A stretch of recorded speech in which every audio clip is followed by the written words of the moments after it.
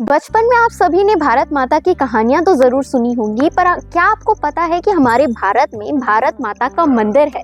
बिल्कुल ठीक सुना आपने। तो चलिए जानते हैं कहाँ।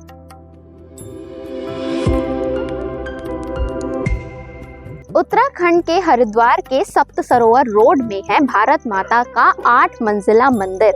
अब शुरुआत होती है पहली मंजिल से, जहां आपको दिखेगी भारत माता की मूर्ति जो आपको आशीर्वाद दे रही होगी। दूसरे मंजिल में आपको दिखेगी वीरों की मंजिल, यानी आपको दिखेगा महाराणा प्रताप का, शिवाजी महाराज का मूर्ति।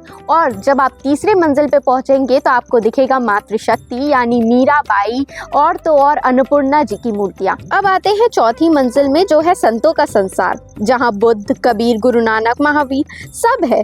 फिर आती है विविधता की मंजिल, जहां आपको महसूस होता है कि धर्म बदलते हैं, भाषा बदलती है, पर देश एक ही रहता है। ऊपर की मंजिलें देवताओं को समर्पित है, विष्णु के 10 अवतार, देवी शक्ति और सबसे ऊपर भगवान शिव।